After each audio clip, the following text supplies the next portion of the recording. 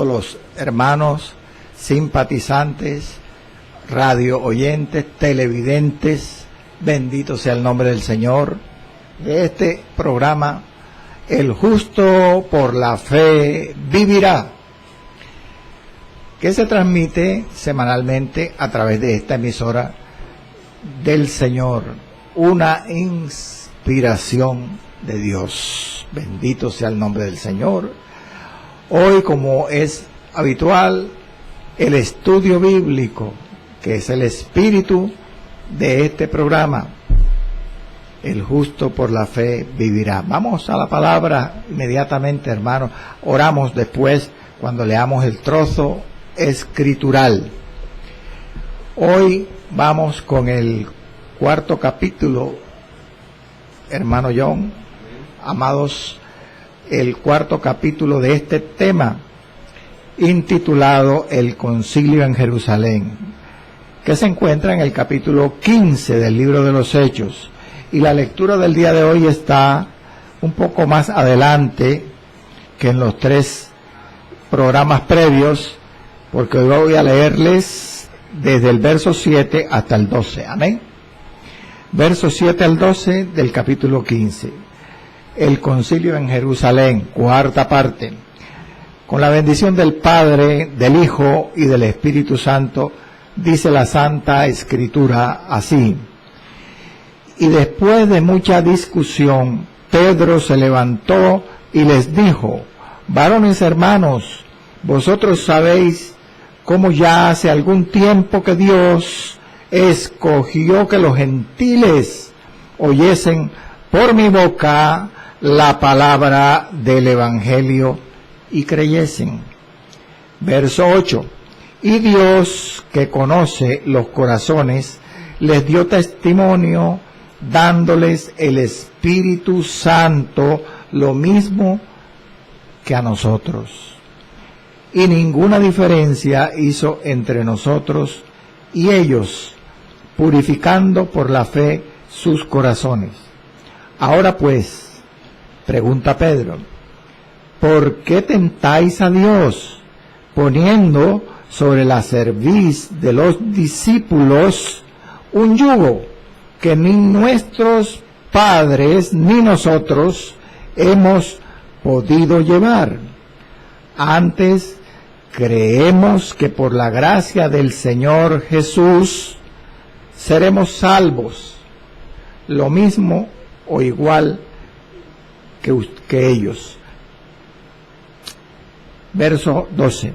Entonces toda la multitud calló y oyeron a Bernabé y a Pablo que contaban cuán grandes señales y maravillas, aleluya, había hecho Dios por medio de ellos entre los gentiles. Ahora sí, hermano, oremos.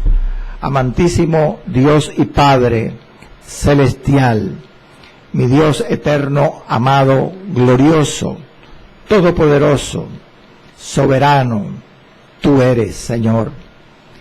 Gracias te damos por Jesucristo de Nazaret, tu Hijo amado, el don inefable, a través del cual tenemos entrada por un mismo espíritu a ti, Señor, Dios todopoderoso. Gracias por ese sacrificio magno que Cristo hizo en la cruz del Calvario, ofreciéndose como hombre y como Dios, asimismo, por los pecados nuestros, Señor. Éramos nosotros, Padre, los que debíamos haber muerto allí, pero Él, por tu amor, murió por nosotros, Señor. Gracias por la vida eterna que tú nos das en Cristo Jesús. Gracias por tu Espíritu Santo. Gracias por la iglesia, Señor amado. Gracias por esta emisora, Bellavista Estéreo. Gracias por nuestro hermano John Gámez. Padre, gracias por esta palabra, la Escritura, que a través de siervos que usaste, nos has dejado, nos has legado, Señor. Permítanos en este programa indagar, escudriñar, estudiar, leer tu santa palabra para obedecerla, Señor, y para que ella nos cambie, porque ella es poderosa para santificar, además de salvar. Y ayúdanos, Señor, ayúdanos a predicarla y a enseñarla, cueste lo que cueste, Señor, en Cristo Jesús. Amén, amén y amén. Bueno, amado, abra su Biblia allí en el capítulo 15 del libro de los Hechos y vamos a ir a la cuarta parte de este tema, el concilio en Jerusalén. Rápidamente, para los que están por primera vez oyendo este tema, pues les recuerdo que hay 3 partes anteriores ya. Esta es la cuarta fracción de este tema. Y en las 3 veces anteriores, prácticamente en las 3 veces anteriores, en los 3 programas previos, hemos tratado 6 versos, los 6 primeros versículos del capítulo 15, que son o constituyen verdaderamente una introducción al concilio mismo en Jerusalén, que su desarrollo está relatado desde el verso 7 hasta el versículo 35 de este capítulo. Allí, para los que no escucharon los programas anteriores, pues vimos 2 aspectos en esa introducción. Primero, tratamos de la controversia, el problema que surgió en Antioquía de Siria. Y también tratamos de todos los acontecimientos que el autor narra desde el traslado de una delegación que se nombró allí de hermanos, de líderes de Antioquía a Jerusalén, hasta que se decidió, cuando llegaron a Jerusalén, hacer una reunión de líderes llamada el concilio. Eso lo traté en los primeros 6 versos, en la introducción prácticamente. Hoy voy a comenzar desde el verso 7 y nos vamos a dedicar a la segunda parte del tema que está allí en Hechos 15, y es el informe de lo que se trató allí en ese concilio.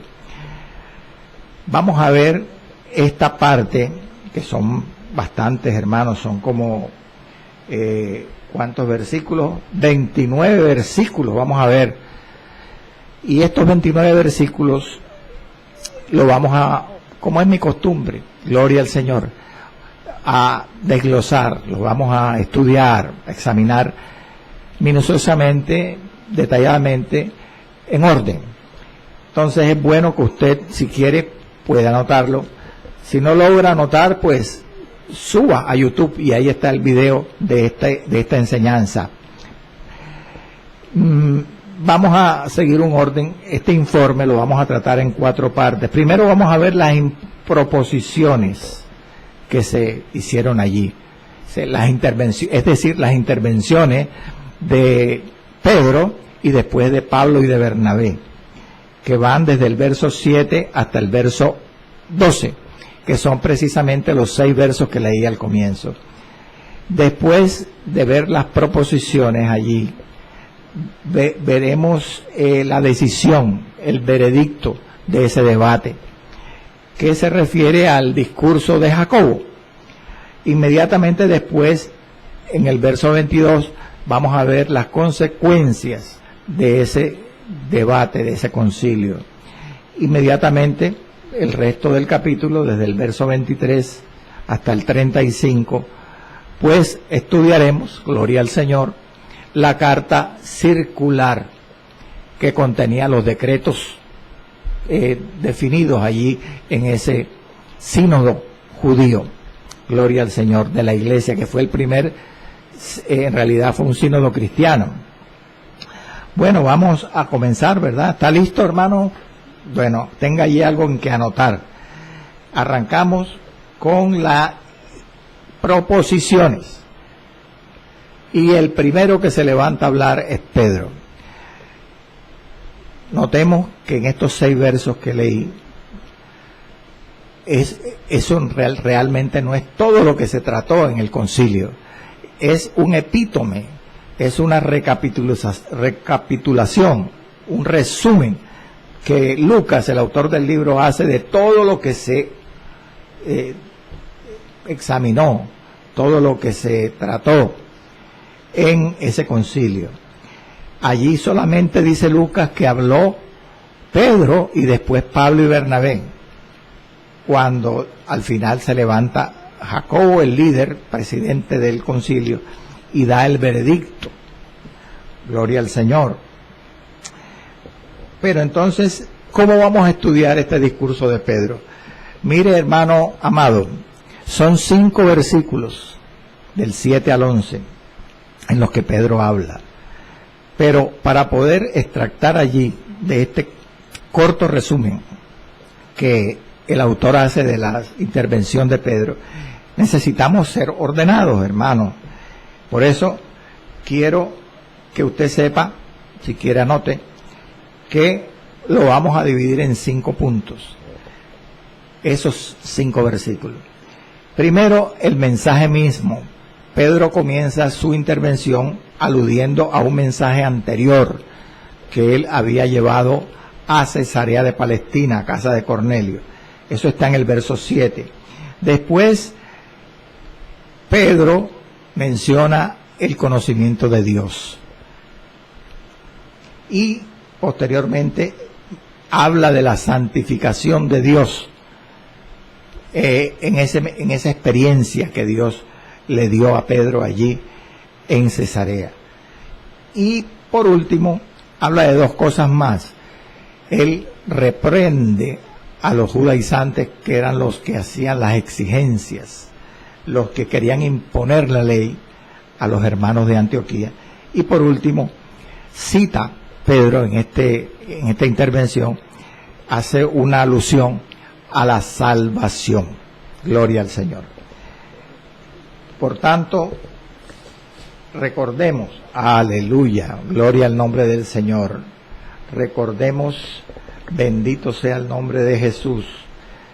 Amados, que Pedro está en el concilio de Jerusalén ahora, y es el primero en hablar, el que se levanta a dar sus opiniones. Sin embargo, él,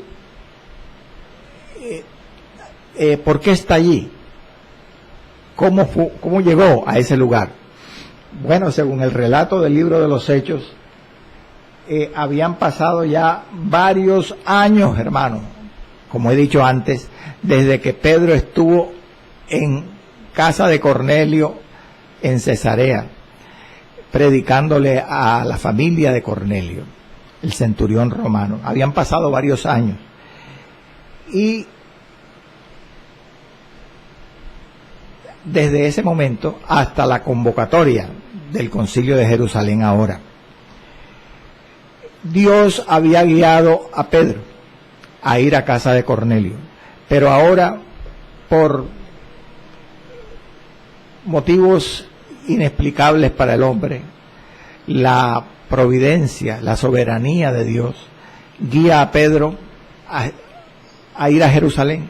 Y cuando Pablo y Bernabé, con Tito y con otros hermanos delegados de la iglesia de Antioquía de Siria, van allí a presentar y a explicar el problema que se había presentado, Pedro está allí. Era la soberanía de Dios, la providencia de Dios la que guió a Pedro a ese lugar. Amén. Dice el verso 7. Y después de mucha discusión, Pedro se levantó. Es necesario entender, esa frase nos enseña mucho. Y después de mucha discusión, esto nos da a entender que Lucas entendía, el autor del libro de Hechos, lo importante, lo trascendental de esta reunión llamada el Concilio en Jerusalén. Él conocía lo importante que era para el futuro de la Iglesia universal. Por eso es que él es detallista a pesar de que es bastante,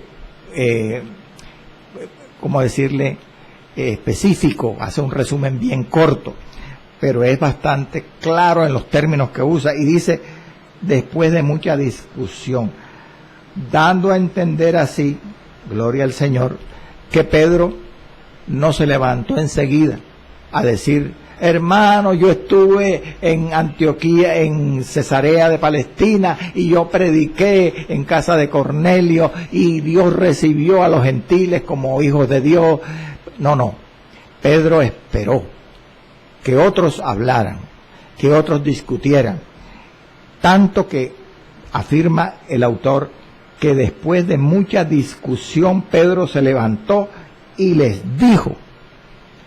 Esta frase también ha dado a entender, o ha sido explicada mejor, por muchos intérpretes, en el sentido de que el Concilio de Jerusalén, aunque el relato es breve, bastante resumido, duró varios días, tuvo que durar varios días, porque era un concilio y era un tema muy importante para la Iglesia Universal. Al parecer muchos otros líderes estuvieron allí, aunque solamente algunos son mencionados por Lucas, y por la frase misma, que Lucas dice, después de mucha discusión.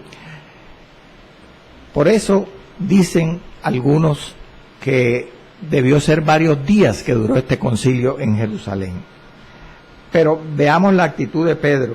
Pedro dice, después de muchos días, es decir, después de mucha discusión, exactamente, dice el verso 7. Aleluya. Hay que observar algo muy interesante ahora, y es que estas palabras de Pedro habrían de tener doble impacto, doble beneficio, doble fuerza. ¿Por qué? Porque él va a defender la doctrina de la salvación que Pablo predicó y Bernabé a los gentiles. Entonces, por un lado, él era judío, y la reunión, el concilio se está haciendo en Jerusalén, la sede de las misiones a los pueblos, a las ciudades judías, a Palestina. Y por otro, él había sido la herramienta divina principal para comenzar la extensión del evangelio a los gentiles. Él mismo lo dice, amados, en el versículo 7, con que comienza su intervención. Dice, vosotros sabéis cómo ya hace algún tiempo, varios años, que Dios escogió que los gentiles oyesen por mi boca la palabra del evangelio y creyesen. Es decir, que Pedro era un instrumento esencial para poder probar allí en ese sínodo la veracidad del mensaje del evangelio que estaba siendo puesto en tela de juicio por los judíos creyentes celosos de la ley, por los judaizantes. Pedro tenía ese doble beneficio, bendito sea el nombre del Señor. Pero volvamos a la frase. Después de mucha discusión, dice Lucas, Pedro se levantó y dijo. Esto nos enseña también, amados hermanos oyentes, que Pedro escuchó primero, antes de hablar, todos los pros y los contras del asunto, de este problema grave teológico, doctrinal, que amenazaba con dividir la iglesia en todo el mundo. Esto nos enseña cuál debe ser la manera de proceder, amado, del creyente, del líder, cuando va a una reunión donde se tratan temas importantes de la iglesia, en una reunión donde está dialogando o enseñando o predicando. A veces hay que escuchar. Dice que el que calla, aún el impío cuando calla es contado por sabio. Hay que saber escuchar, hermano. Mire lo que dijo Santiago, el hermano del Señor, en su epístola a la iglesia, versículo 19, capítulo 1. Hay que ser pronto para oír, tardo para hablar y tardo para encolerizarnos, airarnos. Por eso es que Dios nos dio una boca y nos dio dos oídos, como algunos han dicho. Me gusta esa ilustración.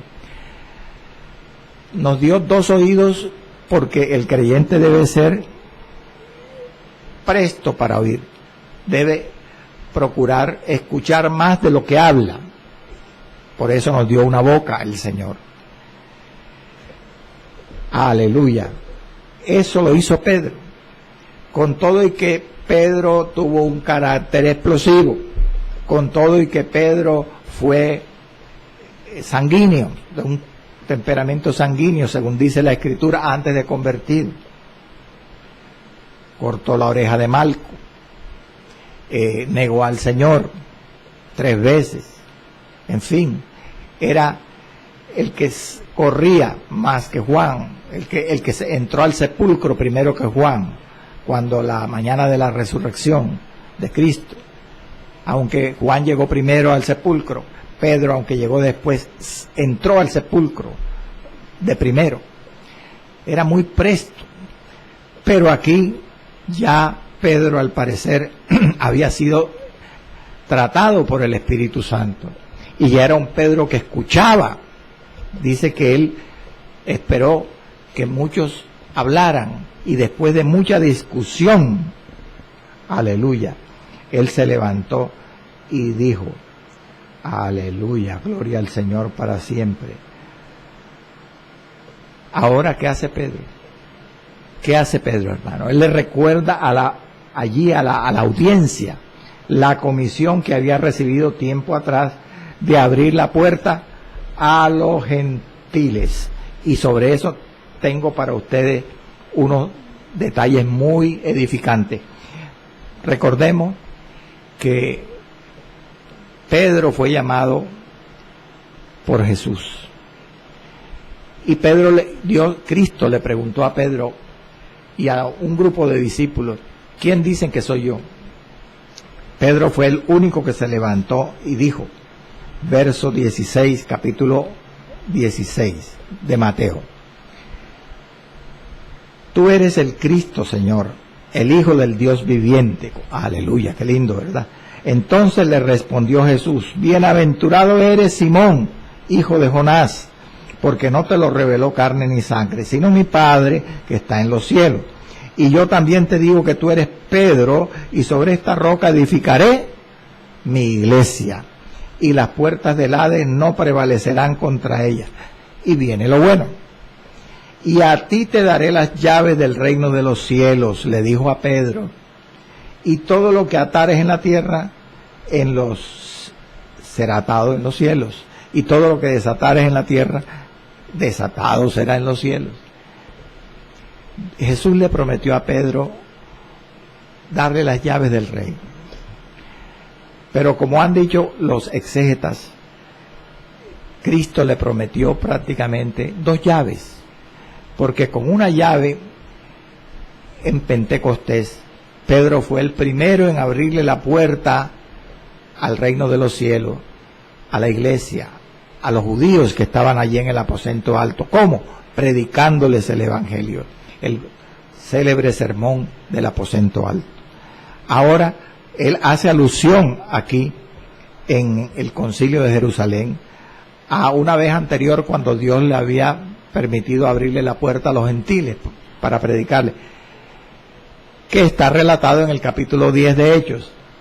Esa es la otra llave, porque Pedro también, así como le abrió, fue el instrumento para Dios recibir las primicias de la iglesia judías en el aposento alto. Así Pedro fue el instrumento también para recibir las primicias de los gentiles, los primeros convertidos de los gentiles, en casa de Cornelio. Amén. Gloria al nombre del Señor.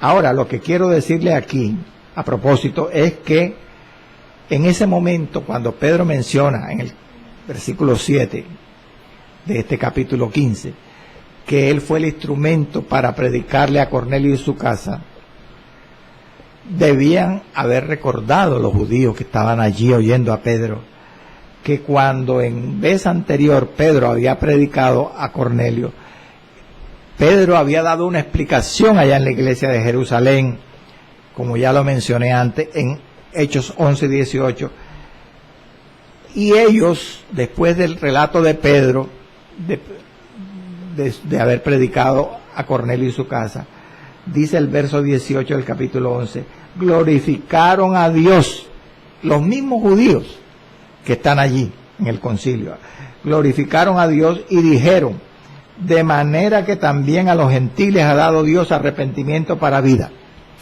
Y ellos debían recordar también que en aquella ocasión, cuando se asombraron y aceptaron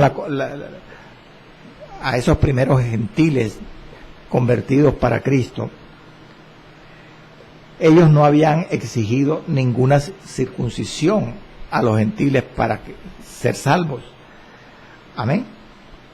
Ellos no habían exigido nada. La pregunta obvia es, ¿por qué hasta ahora ponen peros, ponen objeciones, aleluya, para aceptar a los hermanos, a los gentiles convertidos, mediante la predicación del apóstol Pablo? ¿Por qué? Aquí es muy oportuno, hermanos amados, aclarar algo que se desprende de Gálatas capítulo 2, versos 7 y 8. Vamos a Gálatas capítulo 2, versos 7 y 8. Escuchen. Pablo le dijo a la iglesia en Galacia sobre su biografía de esta manera: antes, por el contrario, como vieron, ¿quiénes? Jacobo, Cefas, o sea Pedro y Juan, que me había sido encomendado el evangelio de la incircuncisión, el evangelio de los gentiles, como a Pedro el de la circuncisión, vale decir el evangelio a los judíos. Pues el que actuó en Pedro para el apostolado de la circuncisión, actuó también en mí para con los gentiles. ¿Por qué le leo esto? Para hacer una claridad en este momento. Y es que el hecho de que Cristo hubiera colocado a Pablo como líder, como apóstol líder a la predicación de los gentiles, y a Pedro como el apóstol líder de la predicación a los judíos, no debe ser tomado en una forma tan estricta estos llamamientos de Pablo y de Pedro a su apostolado. ¿Por qué? Amados, porque Dios dio una comisión, y en la comisión de Mateo 28 dice: id por todo el mundo y predicad el evangelio id por todo el mundo y predicad el evangelio. El que creyere y fuere bautizado será salvo. Marcos dice: id por todo el mundo y predicad el evangelio a toda criatura. El que creyere y fuere bautizado será salvo. Hechos 1:8 dice que recibiréis poder cuando haya venido sobre vosotros el Espíritu Santo, y me seréis testigos en Jerusalén, en Judea, en Samaria y hasta lo último de la tierra. Vale decir, todos los pasajes que hablan de la gran comisión habilitan, escúcheme y entienda esto, hermano, habilitan, exhortan al creyente a predicar no solamente en su región, en su casa, en su familia, en su trabajo, sino a extender el evangelio fuera, si es posible, de la ciudad, del país. Por eso estos llamados apostólicos de Pedro y de Pablo a la circuncisión y a la incircuncisión respectivamente no deben ser tomados en forma estricta, pues bendito sea el nombre de Jesús. Tanto Pablo predicó a gentiles y después predicó también a judíos el evangelio, como Pedro predicó primero a los judíos y también predicó a los gentiles. Y eso no contradice el llamado de cada uno de ellos apostólico, de ninguna manera. Yo quiero que usted vaya conmigo a la Escritura, y esto es muy oportuno, a Hechos 20, capítulo 20, versículos 20 y 21, cuando Pablo está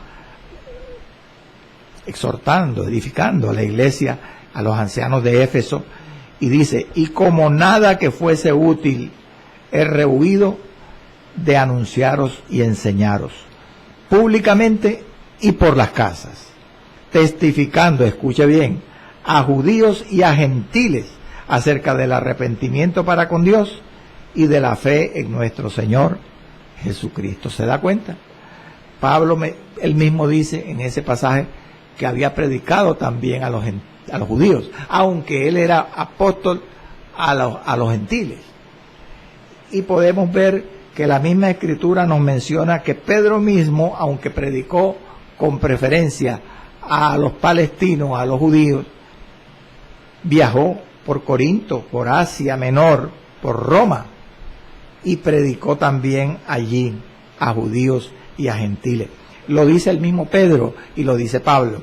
Veamos, Pedro, por ejemplo, en primera de Pedro 1:1, habla de esta manera: Pedro, apóstol de Jesucristo, a los expatriados de la dispersión en el Ponto, en Galacia, en Capadocia, en Asia y en Bitinia. Mire que menciona que en esa carta esas ciudades gentiles. Allí Pedro había estado porque les está dirigiendo una carta. Y Pablo también menciona varios pasajes. Por ejemplo, hay 3 pasajes que yo quiero leerle donde Pablo es claro en que además de haberle predicado el evangelio, gloria al Señor, a los gentiles, puesto que él era apóstol a los gentiles, a la incircuncisión, sin embargo también había predicado a judíos.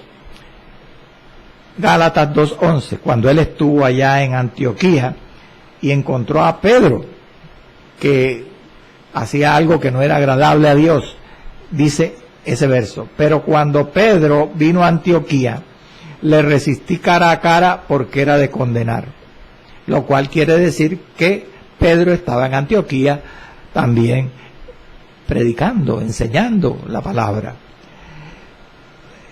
Y lo dice Pablo.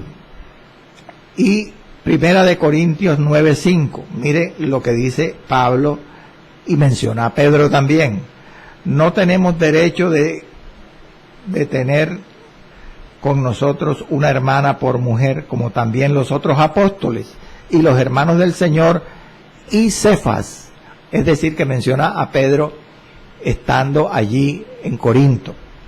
Y primera de Corintios 1:11 y 12, porque he sido informado, dice el apóstol Pablo, acerca de vosotros, hermanos míos, por lo de Cloé, que hay entre vosotros contiendas. Quiero decir que cada uno de vosotros dice: yo soy de Pablo, otro, yo soy de Apolo, y yo soy de Cefas, y yo de Cristo. ¿Se da cuenta? Pablo vuelve a mencionar a Cefas, a Pedro, en la ciudad de Corinto. Definitivamente queda claro, hermano, bendito sea el nombre del Señor, que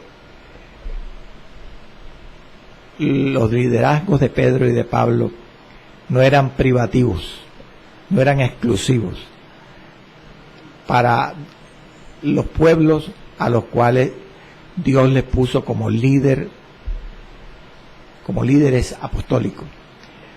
No era privativo, porque ellos tenían la potestad, y así lo hicieron, de predicar también a los pueblos judíos y gentiles. Ahora viene, después que Pedro ha mencionado el mensaje, él habla del conocimiento de Dios allí en el concilio.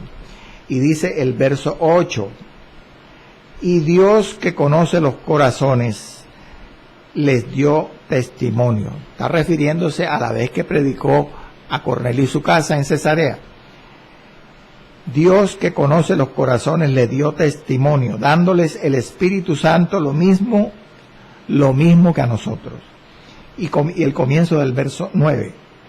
Y ninguna diferencia hizo entre nosotros y ellos. Es decir, entre los gentiles, entre los judíos y los gentiles. La pregunta es, para los que están siguiéndome en este estudio, ¿qué conoció Dios en los corazones de los gentiles en Cesarea para darles el Espíritu Santo? ¿Qué conoció Dios? Porque dice el versículo, y Dios que conoce los corazones, les dio el Espíritu Santo. ¿Qué fue lo que conoció Dios?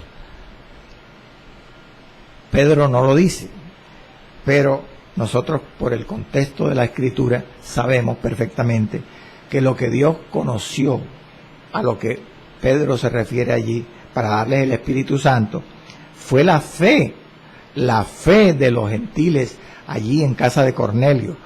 Como Dios, por ejemplo, conoció la fe de Abraham, que él había de ser obediente y transmitirle el temor de Dios a su descendencia, como lo dice claramente Génesis. Mire, Génesis 18, 19. Porque yo sé, dice Jehová, que mandará, refiriéndose a Abraham, que mandará a sus hijos y a su casa después de sí, que guarden el camino de Jehová, haciendo justicia y juicio, para que haga venir Jehová sobre Abraham lo que ha hablado acerca de él. Dios ya conocía la fe de Abraham, que había en el corazón de él, que iba a ser, que era una fe obediente. Amén. Entonces, eso fue lo que Dios conoció en los corazones de los gentiles de Cesarea, para darles el Espíritu Santo. Lo mismo que conoció Felipe en el corazón del eunuco, cuando fue a predicarle. Leamos el pasaje. Hechos capítulo 8. Amén. Versos 36 y 37. Recuerde que cuando Felipe iba por un camino, yendo por el camino, llegó a ciertas aguas, a cierto lago, y dijo el eunuco que iba con él, con Felipe: aquí hay agua, ¿qué impide que yo sea bautizado? Felipe dijo entonces: si crees de todo corazón, bien puedes.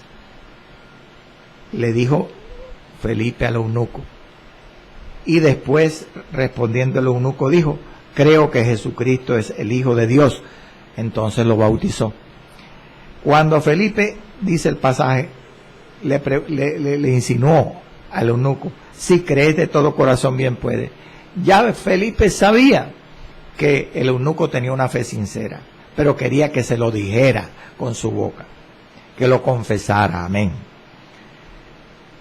Eso fue lo que también conoció Dios en los corazones de los creyentes gentiles en casa de Cornelio, para darles el Espíritu Santo.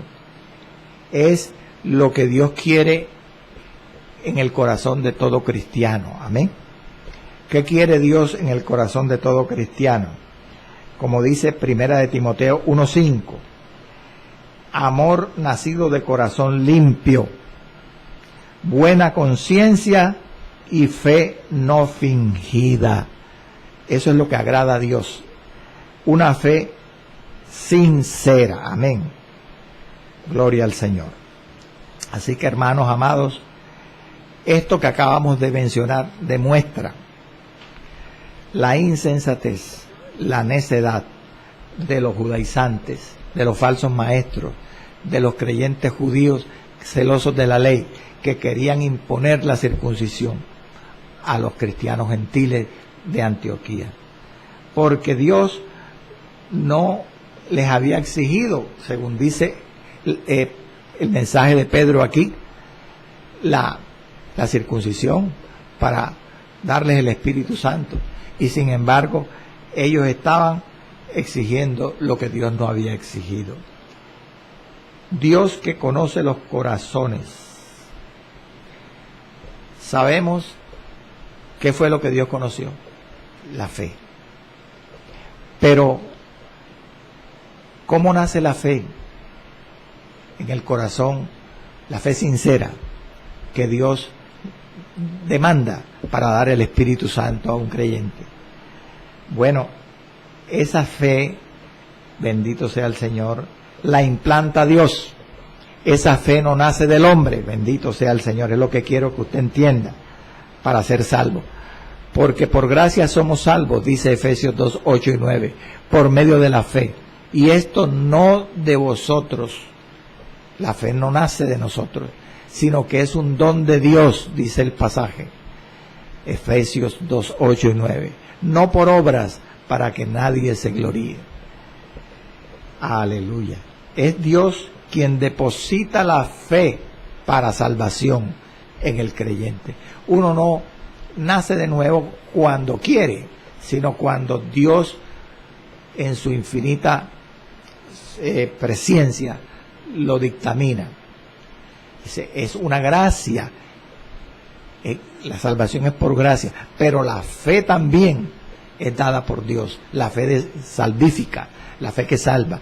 Por eso hay muchos creyentes que han querido ser salvos y no han podido.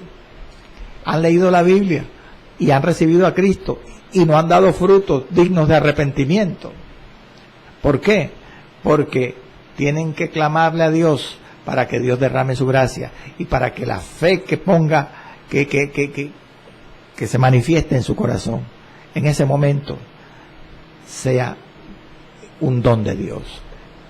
Pero Dios, además de implantar la fe que salva, amén, también hace crecer la fe que nos ha salvado para que sigamos obedeciendo y permaneciendo en obediencia a Dios. Leamos lo que dice la palabra. Romanos 6, 17. Dice, pero gracias a Dios, que aunque erais esclavos del pecado, habéis obedecido de corazón a aquella forma de doctrina a la cual fuisteis entregados.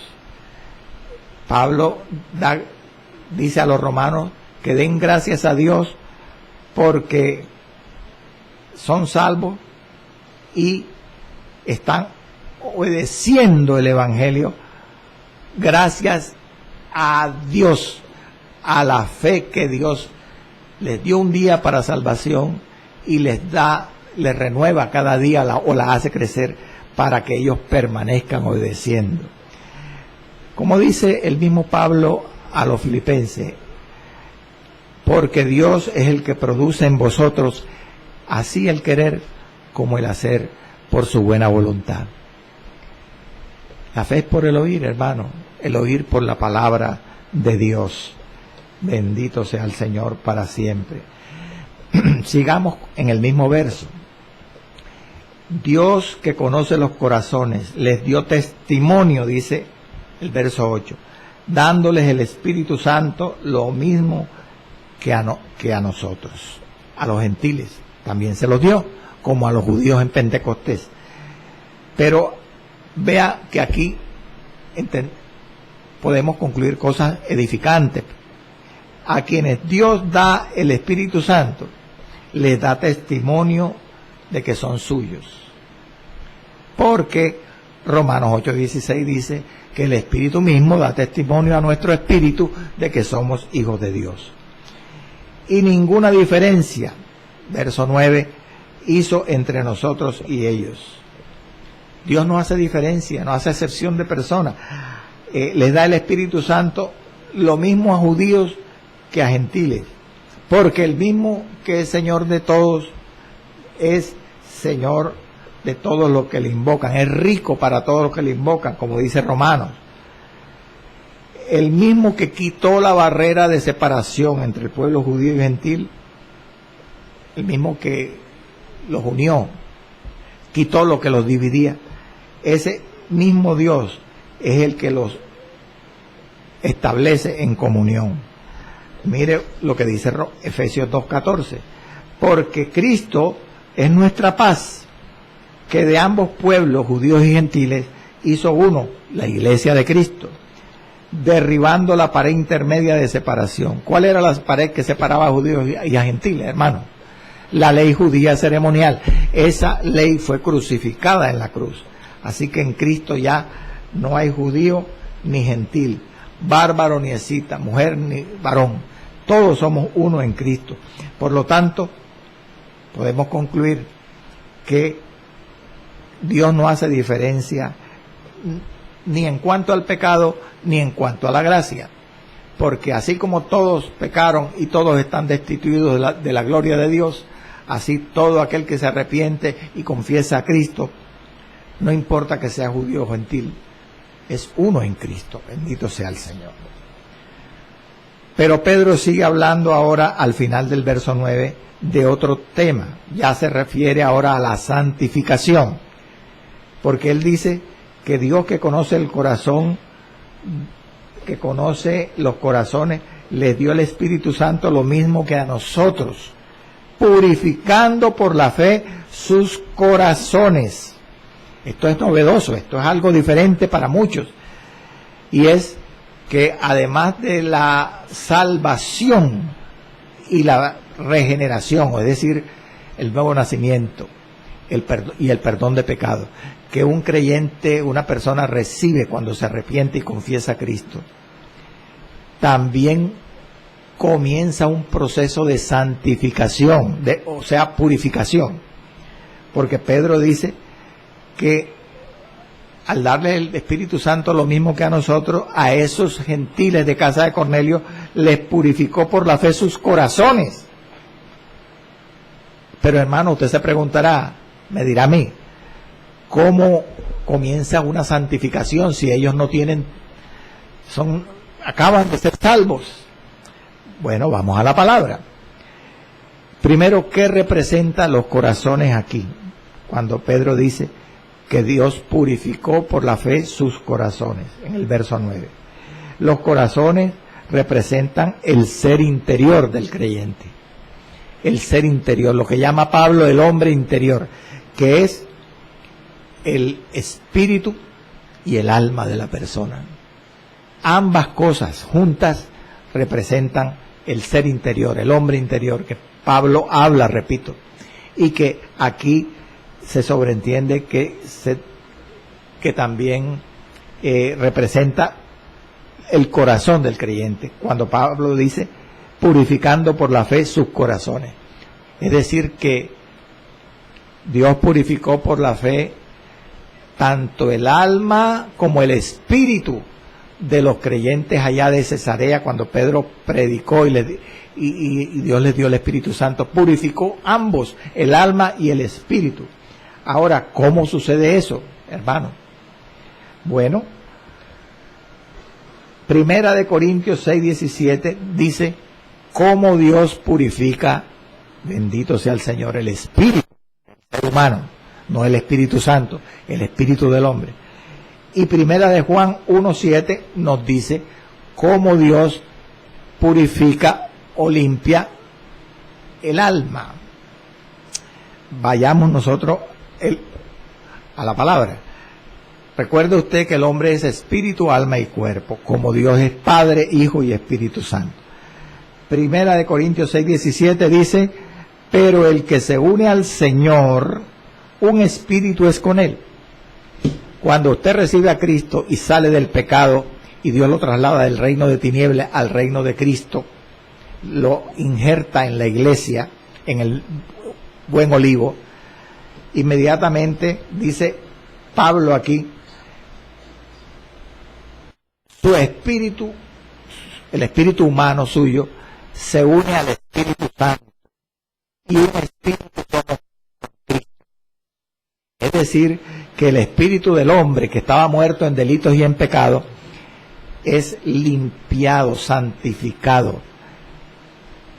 La misma sangre el espíritu directamente, al unirse con el Espíritu Santo, al unirse con nuestro espíritu humano, santifica.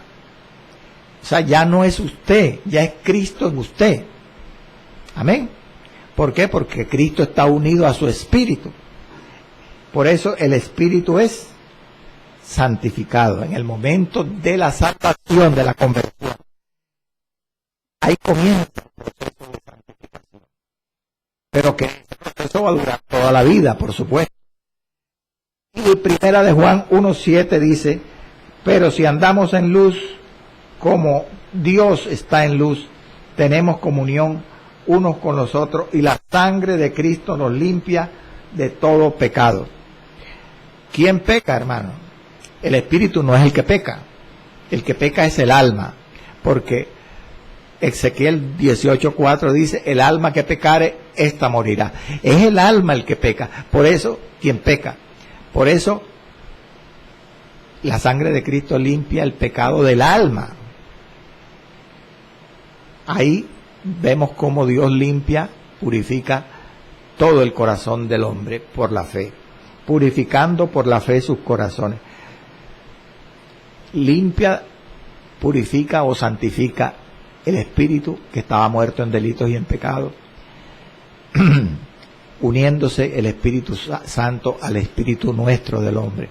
Pero no porque el espíritu humano pecara, sino que estaba separado de Dios por el pecado del alma.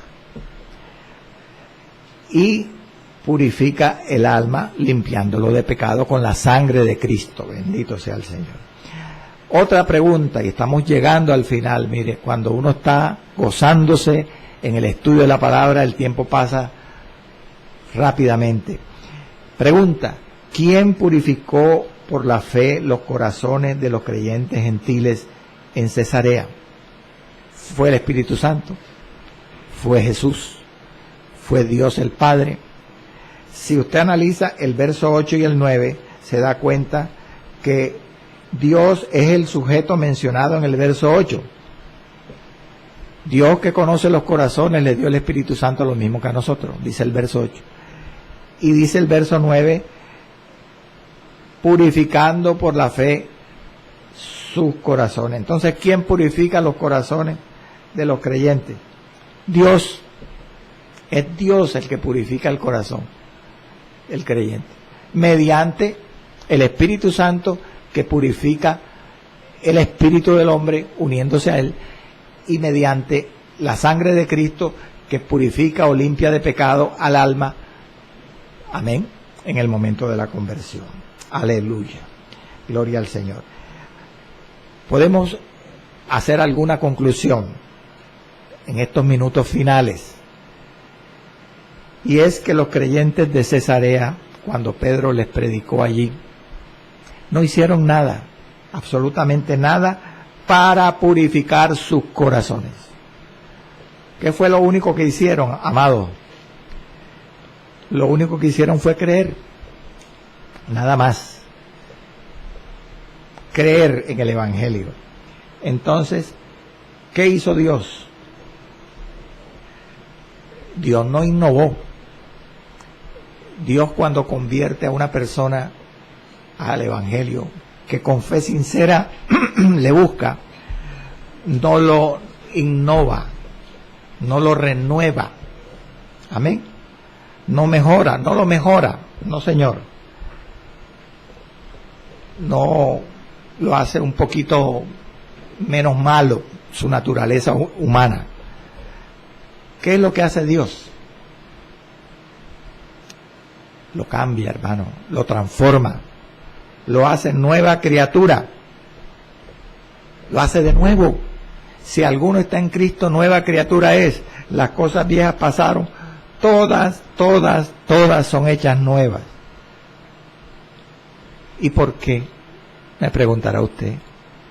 ¿Por qué cuando la persona es limpiada con la sangre de Cristo, su alma de pecado, cuando es purificado su espíritu, cuando el Espíritu Santo se une a su espíritu, porque el hombre es transformado, es hecho nueva criatura? Hermano, porque la conversión no es un asunto del alma. La conversión, si bien implica que Dios limpia el alma con de pecado con la sangre de Cristo, la conversión misma viene por el acto espiritual de unirse el Espíritu Santo a nuestro espíritu. Ahí es donde el hombre nace de nuevo, donde el hombre es transformado. Cuando el Espíritu Santo se une a él, y como el Espíritu Santo no se une al alma, porque ya se dio usted cuenta por el pasaje que leí, que el que se une al Señor, un espíritu es con él.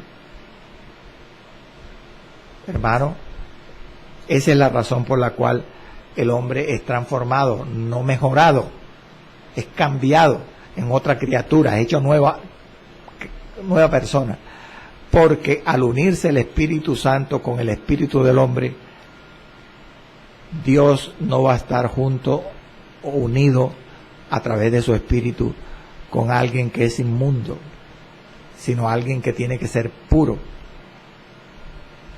Amén. Entonces, el espíritu del hombre es santificado, hermano. Mientras el Espíritu Santo de Dios esté unido a nuestro espíritu, nosotros seremos salvos. Nosotros seremos nueva criatura. ¿Qué es lo único que puede hacer que el Espíritu Santo se vaya, salga, se desuna a nuestro espíritu? El pecado. El pecado, hermano, hace separación entre Dios y el hombre. Por eso la salvación se puede perder. ¿Oyó? Porque el Espíritu Santo se puede contritar, incluso se puede apagar, y las personas pueden volver a la condición anterior. Y lo dice Pedro, como la puerca lavada vuelve al cieno, así es el hombre que se aparta y se vuelve. Así que no podemos sustentar la doctrina de la gracia, de salvo siempre salvo. Gloria al nombre del Señor. Vamos a seguir, hermano, con el sermón de Pedro, la intervención de Pedro en el Concilio de Jerusalén, el otro programa. Padre Santo y Padre bueno, te damos gracias, Señor, por tu amor y tu misericordia. Bendice, Padre, a todo aquel que ha escuchado el programa, que con corazón sincero se vuelve a ti, que con hambre y sed espiritual beben del maná, del